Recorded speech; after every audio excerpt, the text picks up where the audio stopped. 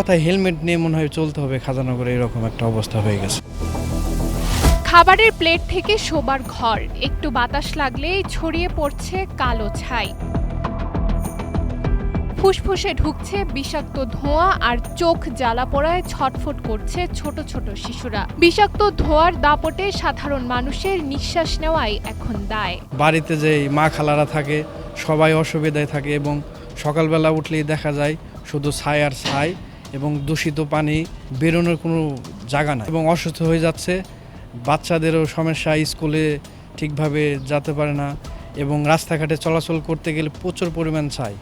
মানে এক কথায় হেলমেট নিয়ে মনে হয় চলতে হবে খাজানগরে, এরকম একটা অবস্থা হয়ে গেছে। এমন অবস্থা দেশের অন্যতম বৃহত্তম চালের মোকাম কুষ্টিয়ার খাজানগর ও কুবুরহাট এলাকার। ৩ শতাধিক অটো ও হাস্কিং রাইস মিলের বিষাক্ত ধোঁয়া আর উড়ন্ত ছায়ে বিপন্ন এখানকার ২.৫ লাখ মানুষের জীবন। স্থানীয়দের অভিযোগ, পরিবেশ অধিদপ্তর ও পানি উন্নয়ন বোর্ডের ঢিলেঢালা তদারকিতে পরিস্থিতি দিন দিন হচ্ছে আরও ভয়াবহ। আমাদের এখানে ধনজে ভাই এই ছাইতে উৎপাদে চরম অসুবিধা। আমাদের বিছানায় ছাই, আমাদের ঘরে ছাই, আমাদের খাতি বসতে উঠতে সব সময়ের জন্য ছাই, আলকুশিত, এটা হচ্ছে আমাদের খুব ডিস্টার্ব করে। আমাদের মেলা সমস্যা হয়, যেমন স্কুলে যেতে গেলে ছাইয়ের জন্য চোখে ধুলাবালি পড়ে, আমরা যেতে পারি না। তারপর ছাই বাসা বাড়িতে ঢুকে যায়, এটা মেলা আমাদের দুর্ভোগ সৃষ্টি করছে। সরকার দেখে তাহলে যতই হোক কমতে পারে। তবে অভিযোগ অস্বীকার করে চালকল মালিক সমিতি বলছে তারা পরিবেশ দূষণের পক্ষে নন। যৌথ টিমের তদারকি ও নজরদারির মাধ্যমে মিলগুলোতে আধুনিক ব্যবস্থা নেওয়ার কাজ চলছে।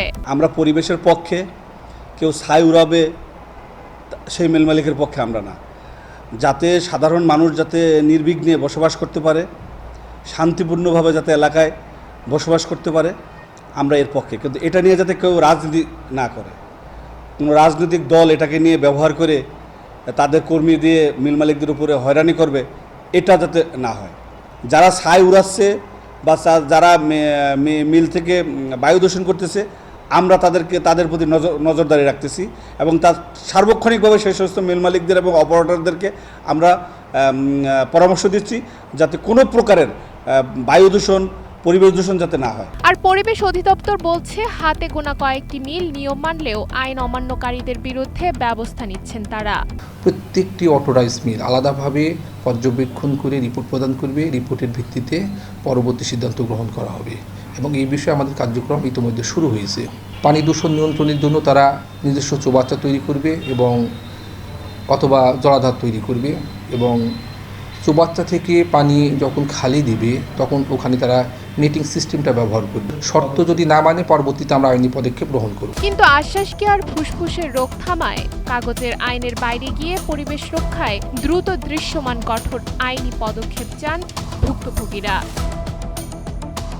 নুসরাত তালবিয়া, সময়ের আলো।